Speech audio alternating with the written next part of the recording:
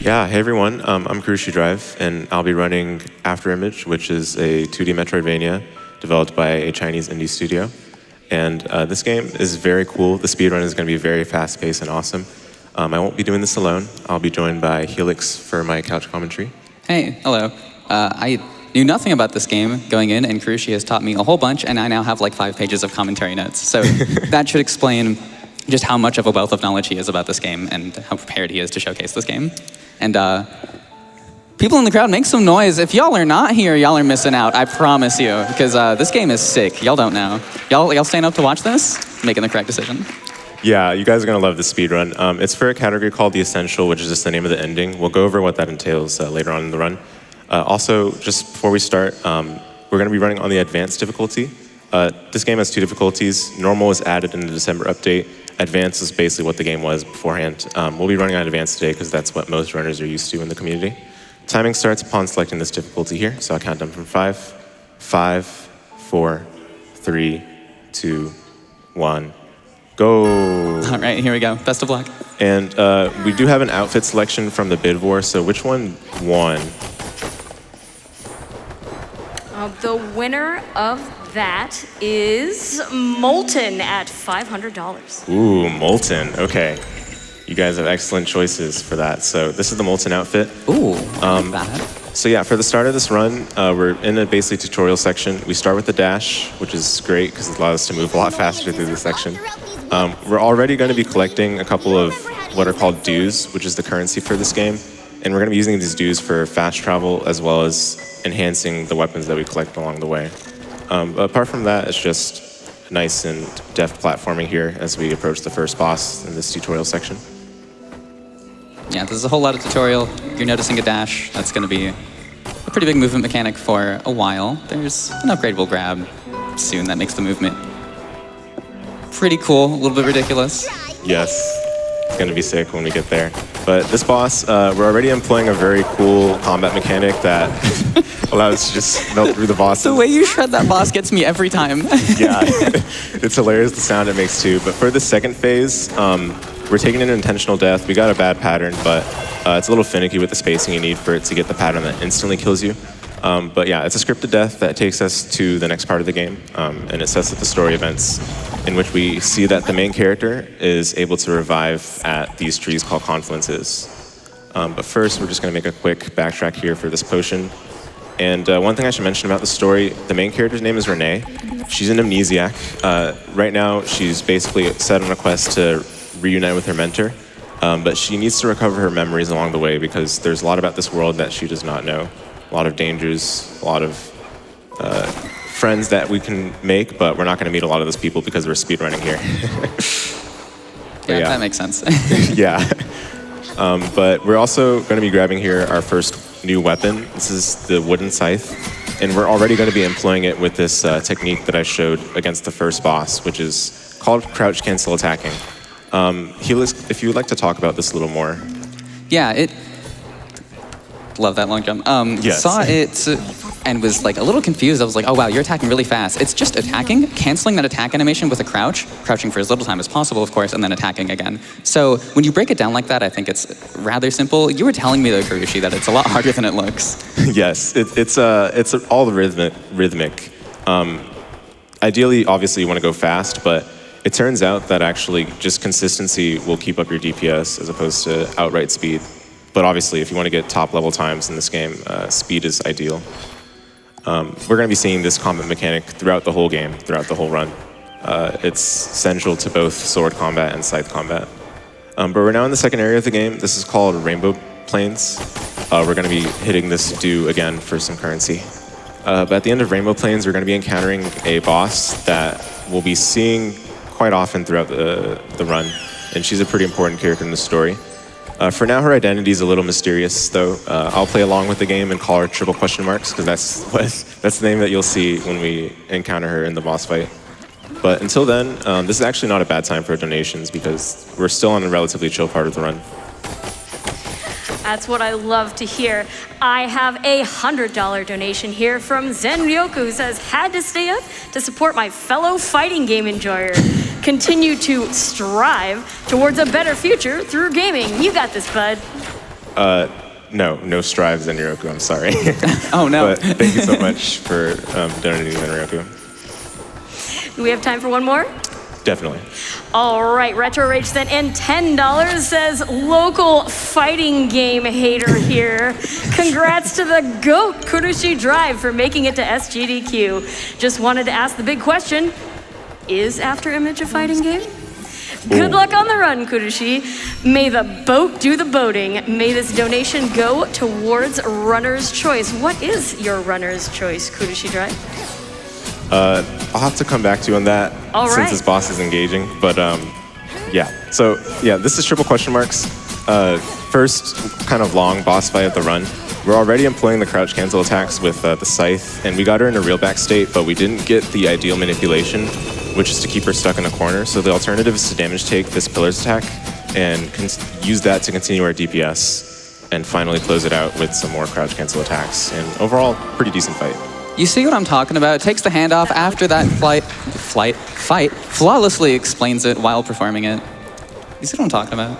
Yeah, that fight is honestly a pretty big choke point in any percent where runners oftentimes restart runs for every little bit of time save. But I'm a big fan of no reset. But yeah, this is now the hub town called Resting Town. We're just going to be grabbing a fast travel Afterimage, which is a progression ability.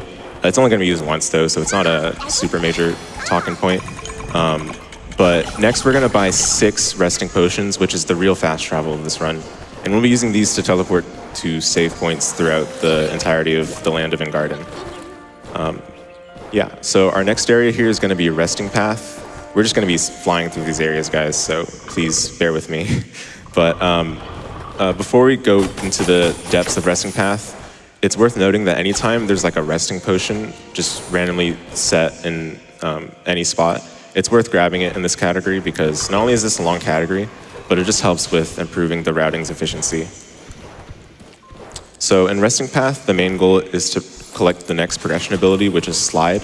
And Helix already mentioned this, but it's not only gonna just basically double our movement speed, but it's also necessary for progressing through the rest of the game.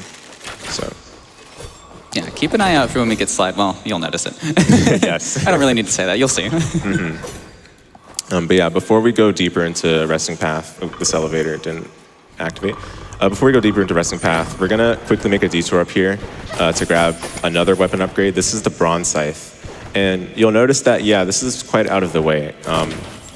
The reason we're going out of the way to grab this is because it actually saves more time to go out of the way and grab the next weapon upgrade and use that for the enemies in that area than to use the weapon that we previously had, because the damage improvement is just that massive. So that's going to be a recurring theme for every single weapon upgrade we pick up from here on out.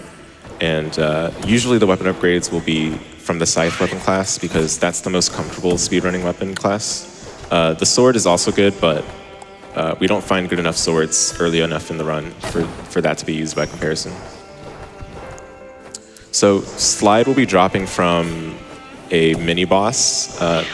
It's funny because this mini-boss is actually just 2 enemies that are regular enemies in the late game section of this area. But we won't get to see that late game section because it's not part of the category for this run. No, I like when games do that. They introduce something as a boss and it's a regular enemy later. Yeah, speaking of regular enemies, you'll notice actually already we're seeing all these red icons over almost every enemy we encounter. This is because, well, as it turns out, it's a Metroidvania. You're expected to take your good old time exploring every crack and crevice, but we don't have time for that. We're speedrunners, right? It's true. Yeah. And this game has quite heavily RPG mechanics, and it takes its inspiration from like Symphony of the Night and Hollow Knight, where you can like level, well, not Hollow Knight in this case, but you can like level up by fighting enemies.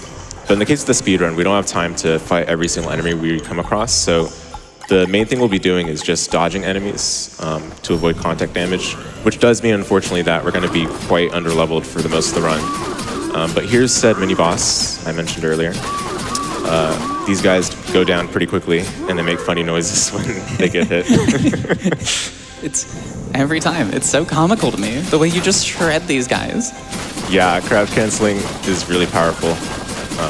And there's a reason it's like the main combat option for this category. So that was nicely done. We're now going to show off our new movement capabilities from here on out. Look at that. Look how much faster we're going now. It's awesome. We were talking about the slide. It's So are you like keeping momentum from the dash with the slide? Is that what's happening? Or does the slide just do that? Yeah, that's right. It's momentum being maintained. You want to cancel the dash like as soon as possible into slide so that you can get all the benefits of the momentum without losing. The weird thing about this game is that the dash like right away gives you the top speed, so there's no reason to keep the dash duration any longer than it needs to be. So you just cancel it right away into slide. I love the way you just slide up those slopes so smooth. Yeah. Yeah, these inclines are a bit tricky to navigate up normally, so the dash timing is a bit more particular than it might appear. But yeah, right now we're in Field of Geo. This is the most cycle-dependent area that we've come across so far. Field of Geo has a lot of kind of dangerous enemies and tight platforming, where if we mess things up like I did just there, then you take a lot of damage. So I'm gonna just quickly take a safety heal and wait for these bomb throwers to reset their cycle. Usually you just gotta stand outside of their detection range for that to happen. So yeah, we got that other guy at the top to reset. But yeah, normally when you come across Field of Geo, your health pool isn't fantastic. So as you can see, you need to like kind of manage your health pool in an intelligent way so that, you know, you don't die just before like the save point that's coming up. In which case, we do have one save point coming up here, so I think we should be good to make. Ooh, okay, I didn't make it. So unfortunately, I have to retraverse from the resting town save point, which will take some time. So while I make it back up there, donations are certainly okay.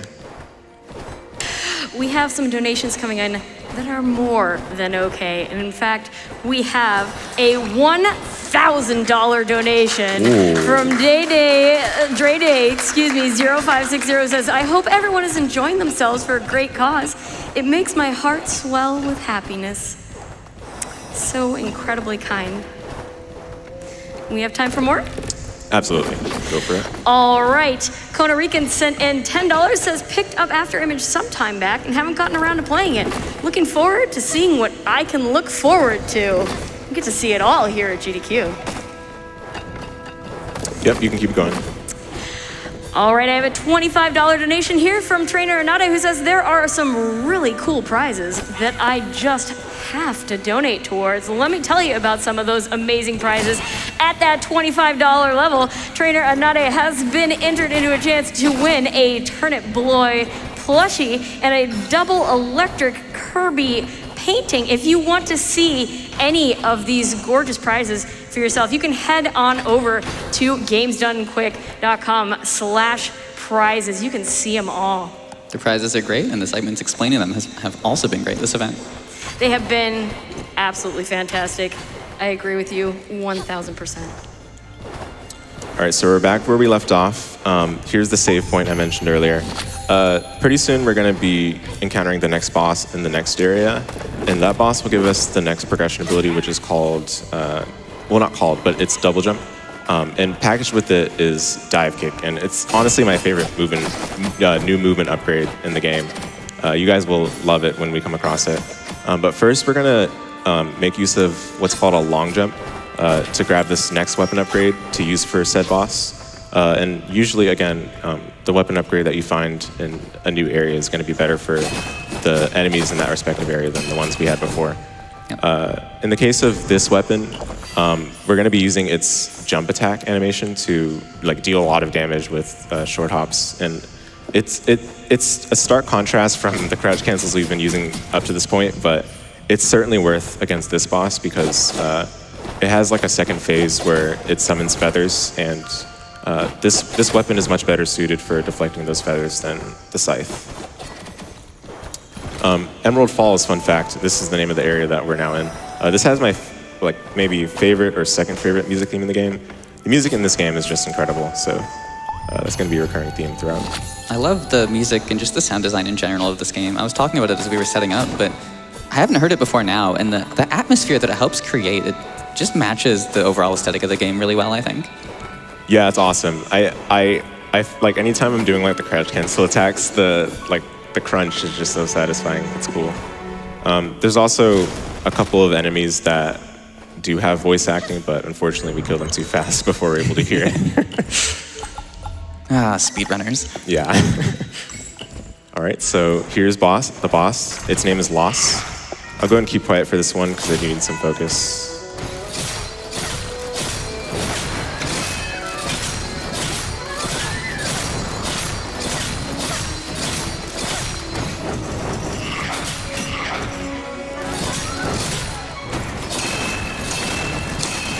Okay, nice. Well done. Yeah, so those were the deflections I was talking about, and now we have double jump. We can dive kick our way through the rest of these sections. I love dive kicks. I didn't realize dive kicks were bundled with the double jump until like just now. Yeah, it also allows you to like bounce off of enemies and these helicopter things. Oh, that's right. Yeah, that'll really come into cool. play later too. Absolutely. Oops. But yeah, we're gonna make a big drop down here into the next area called the columns. There's a lineup for this so that we can get in the right spot. It's based on these background pillars, so I'm gonna try to get it. Nice. So yeah, the columns, all these enemies, two-shot, but fortunately, they can be relatively easily avoided. So, and we'll be out of this area like relatively quickly too. So I'll just go ahead and talk about the next area while we're here. The next area is Ashen Canyon, which is a connecting area that'll lead to the next progression ability, which is called the Clammy Whistle. And the Clammy Whistle just basically allows us to travel this cute little water overworld that leads us to the rest of the areas that we need to progress through the game. But in order to get the Clammy Whistle, we need to fight a boss. And this boss is located in Town of the Exiled. Town of the Exiled is a little dangerous, but the boss is even more so because this is like one of the first major choke points we'll come across in this run. Aus is the name of the boss, and she has like kind of RNG attack patterns that we'll have to hope that things go fortunately for us. Otherwise, she can put us in like a weird position where while we do have the ability to like die in 2 hits instead of 1, it's still a bit troublesome since we don't have like the best equipment for tanking like a bunch of hits from her right now. But first, we're just going to take a safety save, and then we'll navigate up to her. And Helix, if you will, anything about this boss that you think is noteworthy for the audience? Let's see. I have here in my notes that she teleports around. Is that correct? Yeah, the teleporting and the familiar summoning is a little awkward. It sounds annoying. Yeah. And there's also just the fact that sometimes the attack pattern like that you get can change how much time you lose for this fight compared to others. So if you're going for top time. We mentioned RNG. But we're still going to be crouch canceling her, and ideally, okay, so yeah, we couldn't get her to like get stunned out of that attack, so I'm going to go ahead and use a safety potion for this, and we should be fine from here. But yeah, now we're in phase 2. Yep. Phase 2, she has enhanced versions of previous attacks. Be a little bit more careful. Okay, we got a pretty good pattern for phase 2, so all is well. And now it's just the cleanup in the last part, and should be good to go. So yeah, overall, not too bad. Well done. Yeah, thanks. Had to keep attacking her at the end there, otherwise she would explode for a 1-hit KO, by the way, so. Yeah. Yeah, that explosion catches everyone off guard the first time, so you really need to do enough damage to her, otherwise it becomes a big problem. But now that we have the Clammy Whistle, we're ready to head over to the dock that we need to use the Clammy Whistle at, and this will allow us to ride a manta ray. We're going to befriend him, and he will take us through the rest of the areas. But first, yet another boss. Yep, and you're going to see the deflect mechanic come into play again here, I believe, with these ice crystals. There it is. Yep, so with the deflect, we're able to get a ton of damage off of it and make the fight a lot faster, because the deflection does even more damage than our actual scythe standing attack does. But now, hop aboard the manta ray. Let's travel the overworld. And we're going to be making a stop at this island to unlock a gate that'll take us to the other part of the overworld, because right now it's locked. But In the meantime, I should take this time to explain what the Essential is, because I haven't done that yet. The Essential is the name of the ending, as I mentioned before the run started. There are a total of 10 different endings in this game. So the Essential is one of them, and there's also a gag ending that isn't story-related. But in the Essential, the goal is to collect 3 memory shards before encountering the final bosses of the category. And in that way, we achieve the good ending for the main character, Renee. The difference between this and any percent aims for the homecoming ending, which is the bad ending for the main character. And in any percent, since the homecoming doesn't require that much, we just basically beeline straight to the end of the game. Whereas in this category, we have to do a couple of things out of our way in order to get the memory shards and then go ahead and beat the final bosses from there. But yeah, while we make our way to the other side of the overworld, this is a good time for maybe 1 or 2 donations. Alrighty, I have a $25 donation here from Gwiz the Stars. It says $25 for another year of SGDQ. These late night blocks are my favorite. Shoutouts to my monkey ball pal Helix on the couch. Hi, thank you. There was also a little heart at the end of that donation. Very Yeah, I mean, thanks for donating, friend. Yeah, so we're now in Forest Forgone. We're just making a brief stop here to get an armor upgrade that is going to make the rest of the run safer, because we're still extremely underleveled. This is actually like a level 50 plus area or so, and if we were to engage any of these enemies, we would just immediately die. So we're getting this armor piece for marathon safety, and it'll help for the final boss as well, because it turns out that that final boss we cannot fight in the condition that we end up in the speedrun category without some armor, because she's a very high-level, strong boss. Yeah, well, and especially in a marathon. Yeah, absolutely. Yeah, so we're now making a stop at Holy Grounds. This is like the central area of the overworld, and this is yet another area where the enemies are extremely high level compared to us. Yeah, this level expects you to be like level 50-ish, does it not? That's right, yeah. And we're level 9 currently, so... Yeah, very dangerous. So we're going to be making a lot of sequence breaks here, because this is definitely not where we're supposed to be just yet. We're going to bounce off of this dragonfly. Thank you very much. I love that. Yeah. And then after this, we're basically going to be grabbing a scythe upgrade that will kind of just carry us through the rest of the run. It's honestly quite hilarious that we don't really need much else for most of the run beyond the scythe that we're just about to get. So, but in order to do that, yet another sequence break is coming up here.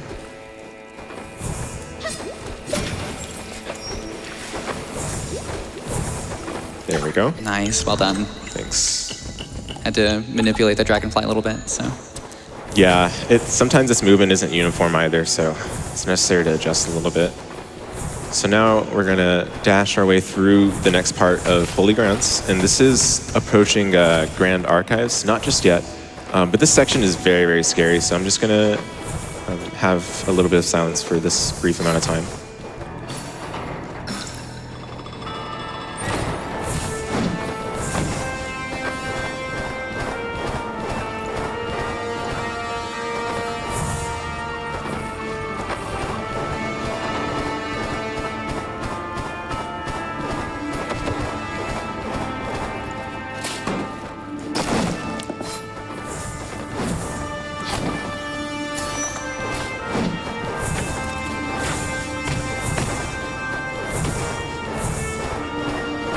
Okay, we made it out.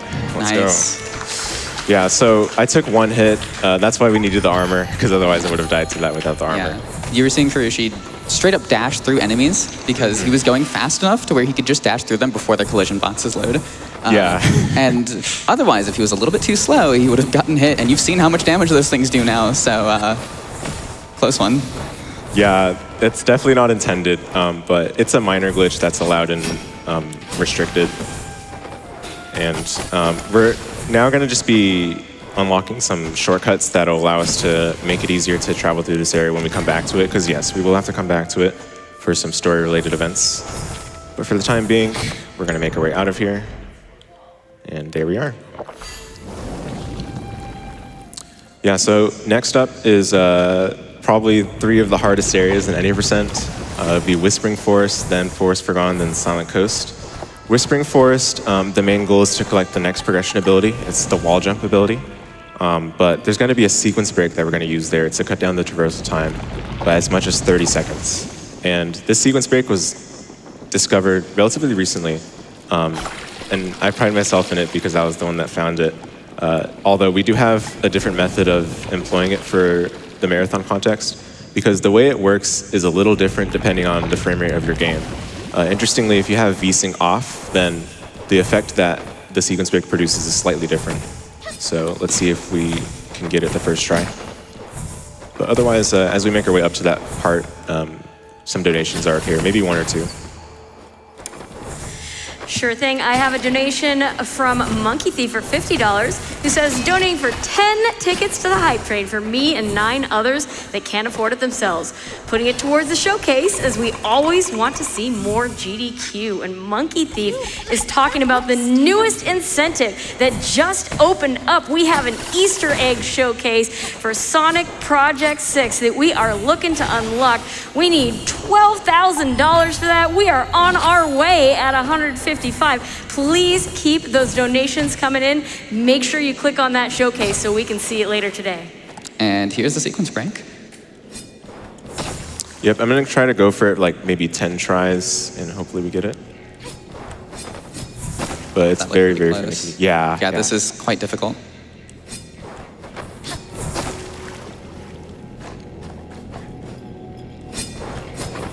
There we go. Nice. Yeah, it's very, very tricky. So I'm glad that we got that in minimal number of tries. Yeah, I think that still saved time. Yeah, absolutely. So we spoke to a robot there. She unlocked the portal. We're going to come back to that portal a bit later. But first, we got to go down to the boss. It's a quick safety save. And this boss is known as Failure. I'm not joking about the name. Yes, Failure, affectionately. Failure guards the next progression ability, wall jump. He's going to go down really fast, so it's going to be blink and you miss it.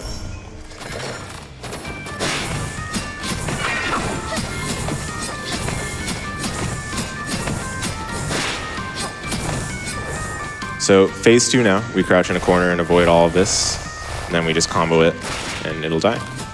Defeating Failure quickly. Well, if that's not a good metaphor for the entire event, then I don't know what is. Indeed. So yep, now we have wall jump.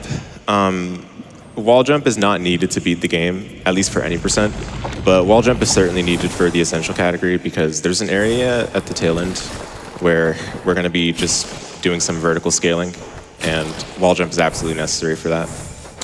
But yeah, I mentioned the portal earlier that we unlocked. Before we go back there, we're going to just grab quickly an armor upgrade that's going to help a little bit for the rest of this run. Yep, and this next area is called Forest Forgone. Forest Forgone is a little dangerous. That's an understatement, but it's honestly not going to get any easier from here. There's a boss known as the Unstoppable Devil, and she represents a character that we've actually seen before. This character is the character that we encountered at the beginning of the game, and she was basically just telling us to stay out of the events that are taking place currently. We're not really aware of what's going on. Again, the main character, Renee, has lost her memories, so she has no clue what's going on. So we're going to end up getting into an engagement with her and fighting her. She has a monster form called the Unstoppable Devil, and that's who we'll be fighting, not directly the character. So that fight's coming up here. We're going to quickly do some talent point menuing before the fight, though, and ideally she won't do an ice rain attack pattern, because otherwise that wastes like 8 seconds or so. Yeah, and the best way to avoid it is surprise to kill her fastest. Yes. Of course, for speedrunners. Mm-hmm. So yeah, some menuing here. Oh, I'm actually not at full health. Let me go ahead and get myself to full health.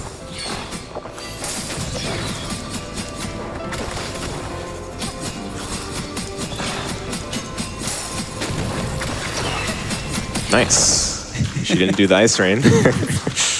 I love the way the music swells up, and just as it's really picking up, the fight ends. Yeah. The story of the speedrun. Yep. So yeah, all done with that fight. Now we're gonna head our way over to Silent Coast. And again, Silent Coast is extremely dangerous, so hopefully we make it out unscathed. Yeah, here in my notes it says there are a lot of flying bunnies that dive at you. Yes. That's have fun with that out of context if you want. I don't know. Yeah, there's flying bunnies, there's grounded bunnies, there's these little mosquitoes that kind of dive at you. A lot of amusing enemies. I was on board till you said mosquitoes. Yeah, mosquitoes are not my favorite either. First, we have to just kind of slide under these little armadillo things. They're weird. They bounce all around. There's a way to time sliding under them so that you don't get hit, but it's not always easy to connect. So yeah, now we've uncovered the name of this area, Forest Forgone.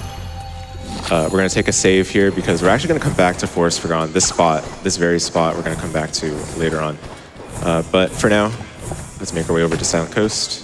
And as we make our way over there, a donation is okay. Well, good thing I have a donation. Cataclysm sent in $5, said this event is perfect to scout for new games to enjoy. Afterimage is definitely now on my wish list, but it won't look so smooth when I play it. I'm gonna have to check this game out myself. I haven't yet, which I need to fix. I'm enjoying checking it. This game is gorgeous. It is. So we're now in Silent Coast. We're going to wall jump up here to grab, in my opinion, maybe the second best accessory in the game. It's called Twins Right Rink, and it just flat out improves our attack. So who can say no to that? But we're going to make an okay, let's start this over. Fair enough. Yeah. So we're going to make a save at this confluence because there's a part coming up that runners thoroughly enjoy. Basically, we need to take a boat ride across the misty waters. And in order to do so, we need to speak to an NPC that shows up to light the boat. The issue is that this NPC, whose name is Ian, doesn't always show up for some reason. And the runners don't really have a clue on how to make him show up consistently. So we just gotta hope that Marathon Fortune will be with us and that he shows up the first time. I mean, I get it. It's 4 a.m. Let the man rest. True. He's taking his deserved time off, but until then, we're gonna fight a boss. This is Runic Guardian, probably the easiest boss in the run, other than Lush Wolf. We damage tank that attack because it keeps our DPS up, and really has only 2 attacks. We don't have to worry about it too much. So Runic Guardian down. We're gonna speak to this Broom NPC, and he'll give us the golden card. And this golden card we have to give to Ian if he's even there. So let's see if he's there, hopefully.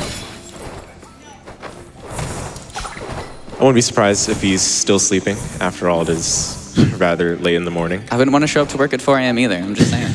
It's true. So we'll see if he's there. If he's not there, well, we'll get there when we get there. Okay, he's there. Let's go. Yes. Nice. Can we give a round of applause for Ian? What a trooper. Yeah, let's go. Like, honestly, Ian being there the first time, pretty crazy. Thank you, Ian. I mean, didn't want to miss his appearance live on the GDQ stage. Yeah, he knew the stage that we were on. Mm-hmm. So we're taking this boat ride to meet our mentor. Maybe 1 donation here is okay. This is the chillest part of the run so far. Okie doke. I have a donation here from Pariah1165 for $25. It says, watching to support an awesome run, but also an awesome host. Big shout out to all the hosts that give their time to keep things rolling and being the voice of the event. Donation goes to Sporadic's Choice, which is, of course, that Easter egg showcase for Sonic Project 6 that I mentioned earlier. We're already up to $260. Keep those donations coming in, folks. You're doing an amazing job. Yeah, so we're now in Field of Hydro. We made our boat trip across the waters. Field of Hydro actually has no enemies whatsoever. The main purpose here is to reunite with our mentor, Eros, and she'll be giving us an important story quest item called the Magic Letter to Owl. And we'll have to use this to speak with the NPC Owl who's in Holy Grounds in order to perform a ritual that allows us to get our memories back. Secondarily, we're also going to speak to the NPC below, Eros. And this NPC is called Samsara. She's a very powerful Goliath. And she gives us the ability to swim. Because interestingly, Renee doesn't start with the ability to swim in this game. You have to acquire the ability. And we actually need the swim ability to beat the game. So it's very important to get that. We're now going to make our way out of here, all the way back to the hub town of the game, Resting Town. And we're just making a quick stop here to reinforce ourselves. We're going to get some enhancement materials and use them as well as the currency we've built up to improve our loadout that we've acquired along the way. After this, we're also going to be making a detour to Silent Coast yet again, and we'll be getting an ability called a Divine Seed. And this Divine Seed is perhaps the most powerful in the game. It's called Geocarapace, and it'll allow us to tank hits that are taken from behind. And in addition to that, it'll actually deal a retaliatory attack. So this is going to be very useful for some later sections of this run. But before we do that, talent points yet again.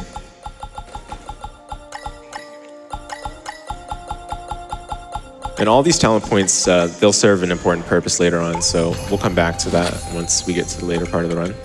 Your menuing with those is really fast. Yeah. You've clearly practiced that. Yeah, I try to keep them uniform because that's what helps me remember what I'm actually doing. So yeah, here's that section. It's very, very hard, so hopefully And that's it goes why. well. This is where these red icons above the enemies actually help out quite a bit.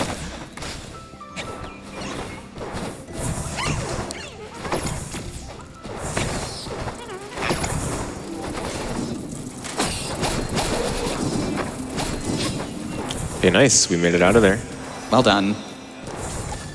Okay, so now we can get the Geocarapace ability. Oops. And we're going to basically equip it right away. The way Divine Seeds work is pretty much exactly how Charms work in Hollow Knight, if any of you have played it. Basically, it's something that we can equip at save points, and it gives us a passive ability. Okay, that's good, because I don't know much about Hollow Knight, so thank you for explaining that. Yes, for sure. Yeah, so we're back in Grand Archives of Holy Grounds, and we'll be speaking with the Owl NPCs shortly. First, we have to get past these mages. So what we're doing here, basically Owl is going to teach us a ritual called the Soul Resonance Barrier Ritual. And this is a process that will allow for Renee to recover her memories. The issue is that it's going to get interrupted. It's going to get interrupted by some bad actors, one of whom we've actually seen before. It's triple question marks back at it, back to our nasty, nasty, dirty work. So unfortunately, because the ritual's interrupted, we have to resume it in a different spot. We're skipping all of it because it takes too long. Fair. Yeah, but we have to resume the ritual in a different place that possesses the power necessary to perform the ritual. And this place is located underneath Holy Grounds in an area called Sunken Sanctum. Specifically, the area of Sunken Sanctum that we'll be going to later is called God's Hall. And God's Hall contains a relic called the Cradle that will allow us to insert memory shards and complete the ritual. Hence the reason why we need to collect 3 memory shards for this ending. But before that, we're going to fight, in my opinion, the best boss in this whole game. This is Valor the First Knight.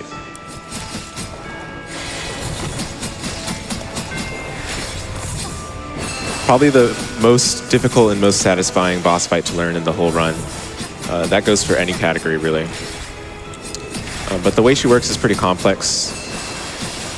Yeah, there are a couple different attacks that she can do. If she's glowing yellow, she'll do enhanced attacks. All of her attacks can be either version, and they both must be dodged in different ways. So we've got to pay attention here. Yep, Phase 1 tends to be the most volatile because of that, but Phase 1 is very clean.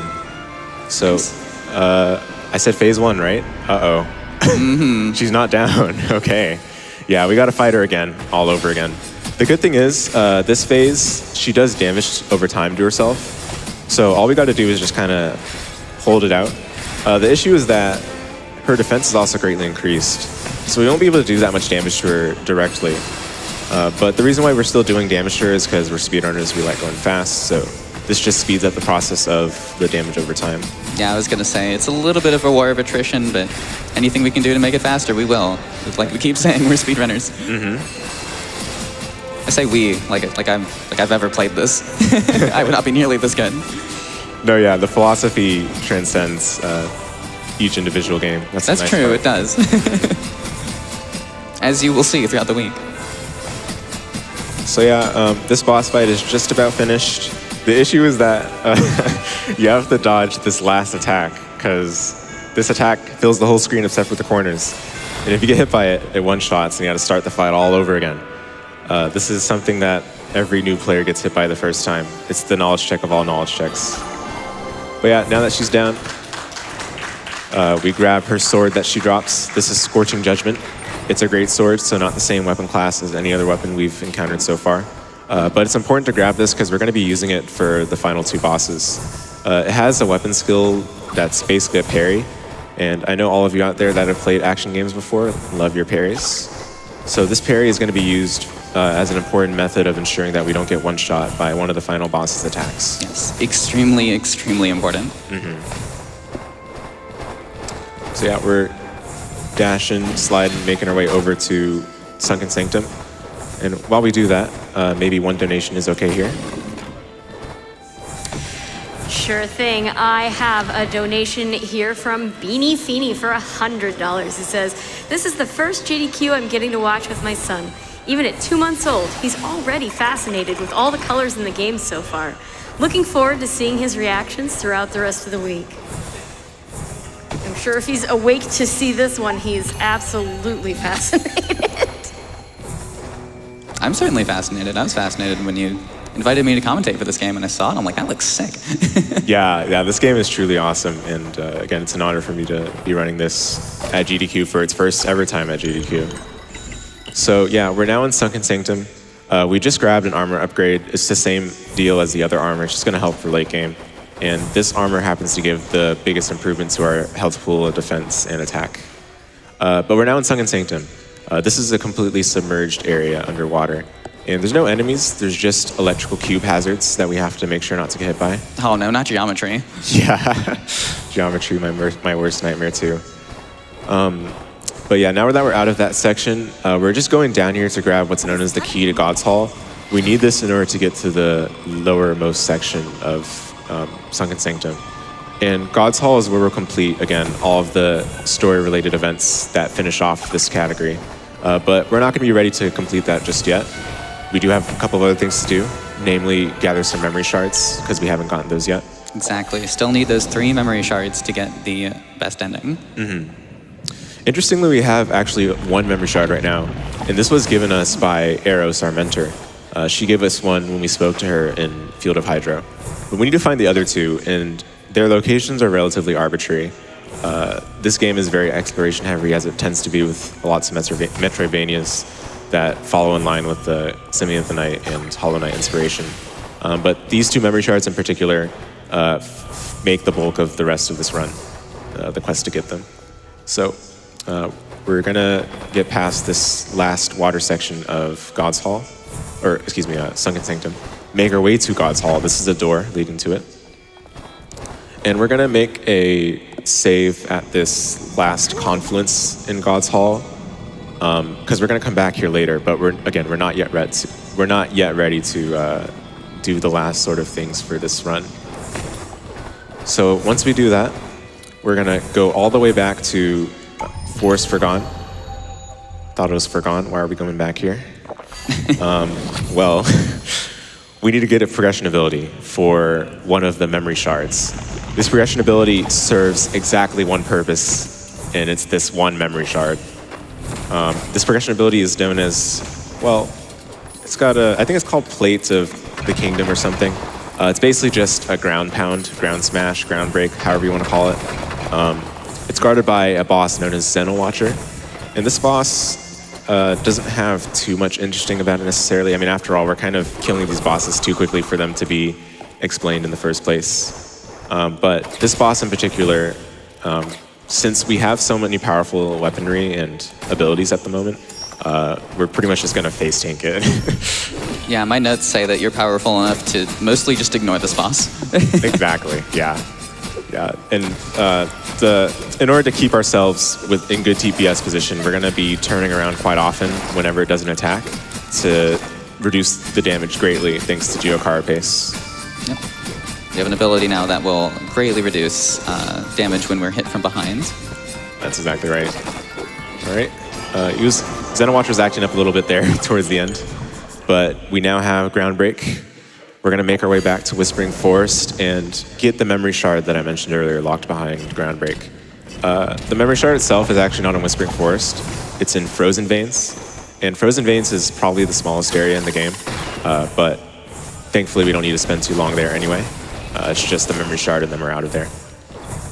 So while we make our way over to that memory shard, a donation is okay.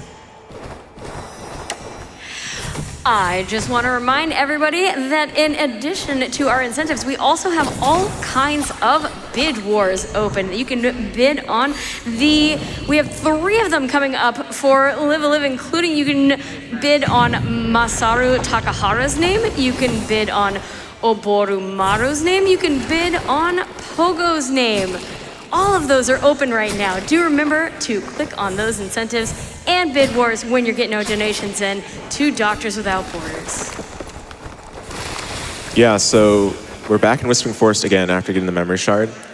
Just one more area left in the run. However, this is the most dangerous area in the run by far. Probably one of the most dangerous areas in the whole game. This is Albedo Tower. It's a long trek up vertically, so we're going to be making use of that wall climb ability that we collected long ago, and quite in abundance. There's going to be a safety save at the very beginning of this section because it's very long, again, and all these enemies are hilarious. There's boulder throwers, there's laser beams, there's elemental birds. It's got it all. And things are going to get very cycle dependent here pretty soon as well. Yeah, that's right. Some of the best time save that's possible in this area. You have to make some very, very tight cycles. In the marathon context, they're a bit too risky to go for, so we're just going to kind of go through the motions and see whatever we're given, adjust based on that. But the first thing we're going to do when we get to this central section of Albedo Tower is we're going to unlock a mechanism on the far left in order to grab our last weapon upgrade of the run. This weapon is known as the Sen no Sen. It's not a weapon class of the scythe or greatsword. It's actually of the blade or the katana. And this weapon allows for us to deal additional damage to enemies when they're in an attack animation. The real reason why we're getting this weapon, though, is because not only is its attack value high enough for the purposes that it'll serve in the rest of this run, but also it improves our health pool on top of that. So it's something that's really important and useful for the last part of this run. Turns out we're going to need it for the very, very last boss of the run, too. And I'll leave that boss's identity as a surprise for now. But as a hint, it'll be a familiar character. This game and its familiar characters. Keep doing this. Yeah, some of these characters just can't help it but to have the front row stage. I mean, I'm sure there's world building involved, but we're going way too fast for that. Yeah, no time for character development or anything. So this last mechanism we're activating is just for getting to the upper section of Albedo Tower, so that these gears can move and all of that. And then after this, there's going to be a gauntlet fight that is really the last major roadblock before we get the final memory shard. Because actually, it turns out the memory shard is the only purpose that we're even in Albedo Tower in the first place. And it's unfortunate because the trek is extremely long just for this one simple memory shard. But it is necessary, so we can't ignore it, unfortunately. I mean, makes sense why this is a separate category then. Yeah, it's distinct enough from any percent, despite not really having that much on paper in addition. It's distinct enough that it's its own category, and we can all enjoy it in the marathon context, because who doesn't like good endings here? Exactly. I'm sure some people do. Save kill the animals is a popular bid word for a reason, but still. I'm a good ending enjoyer. So here's the gauntlet fight. I'm going to focus up for this one. A lot of waves of dangerous enemies.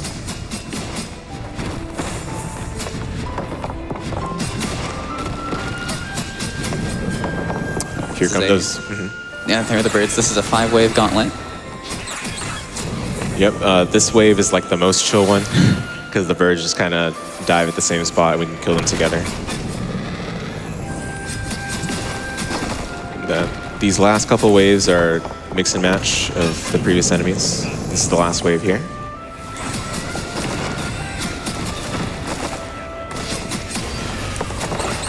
Clutch level up.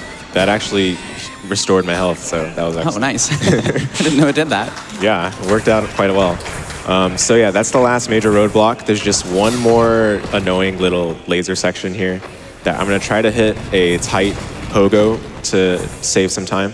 Hopefully the bird cooperates. Looks like we got it. Let's go. Nice. Thank you, bird. Yay. So we're all done with Albedo Tower. Just going under this water to get the last memory shard. Then we got the final bosses. Yeah, you may be looking at that estimate and thinking, wait, we're already coming up on the final bosses? Yeah, Kurushi has been destroying that estimate as of late. Yeah, when I first submitted this category, there was still a lot left to be explored and optimized. But since then, I've been practicing quite a lot, and yeah, we've got a good time for this category consistently. So here we are. We're inserting the memory shards in the cradle I mentioned before, but the bad actors are back. Uh-oh. Feel another aura. This is Guide to the Shadow Moon. We fought her in the beginning of the game. This is her real name. Obviously, you guys didn't think her real name was triple question marks, right? Dang it. What if I did? What if I wanted it to be? Sorry No, to it's disappoint. Okay. So yeah, that's phase 1, very quick. Phase 2 is unfamiliar.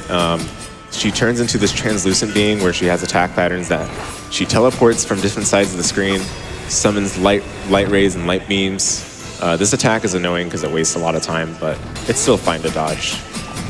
But yeah, no different from other combat engagements in the rest of this run. We're still just using the crouch canceled attacks.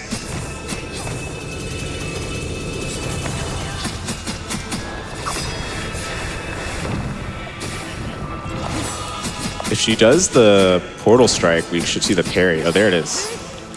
Right on cue. Nice. There's a parry. Unfortunately, we got to use it only once, but that's okay. So she's down, but we've got one more fight to go. And just a forewarning, time's going to be coming up once the boss fight ends. It's going to be when the health bar disappears. So it'll be blink and you miss it. And so this is, wait, Renee? Yeah, why are we fighting her? I'll leave that as a mystery if any of you play this game. I gotta go play this game. You all should go play this game. So yeah, this boss is very, very difficult. All of her attack patterns are huge. Her hitboxes, she life steals. She has a 2-shot on almost everything. And on phase 2, there's just this attack that's full screen that I need to hit a parry for. Otherwise, it one-shots. And I have to do both the previous fight and this fight all over again. I was just about to say, if Kurushi dies here, you must do both fights again. Yeah, so that'd be a pretty hefty time loss. We're hoping for that not to happen. Thankfully, the parry has a sound cue, so I'm just gonna listen out for that once it appears. There it is. I think that might have been too early. Oh no, we got it. Nice. Let's go. Sometimes it's hard to tell because the animation looks a little different sometimes when you freeze. But yeah, time's gonna be coming up here. We're almost done. There it is, that's time. Yeah, wow, so yeah, that run, apart from a few hiccups, it went like extremely well, I would say. There's a lot that can go wrong, which is why we have a fairly generous estimate, even with what I mentioned about the category being like further optimized. But hope you all enjoyed it nonetheless. In terms of shoutouts, I just have the Afterimage speedrunning community to shout out. Thanks to everyone that's been supporting me through my speedrunning journey. This is actually my first speed game ever. I got into this game last July, and it's what brought me here. So it's been a great honor for GDQ to accepted it for SGDQ 2024. Yeah, you mentioned this was this game's first GDQ appearance, but this is also your first GDQ appearance. Yeah, that's right. Yeah, it's been like a tremendous blessing, and I enjoyed my time a lot here. I enjoyed this run, and Helix, I have to thank you very much for tagging along for the commentary for this as well. I mean, thank you for having me. And hey, if you didn't tell me this was your first time here, I would not have known. You are a natural. Thank you so much. Yeah. Yeah, so apart from that, also have to shout out the Drivers Colony folks. You guys know who you are. Thanks to those of you that donated as well. And yeah, apart from that, if you guys are interested in catching anything I do, whether it's live streams, game playthroughs, I do all of it on YouTube, youtube.com/KurushiDrive. And please do check out the speedrunning community for Afterimage if you're interested. We have a wonderful but tight-knit community. And yeah, I think that's about it.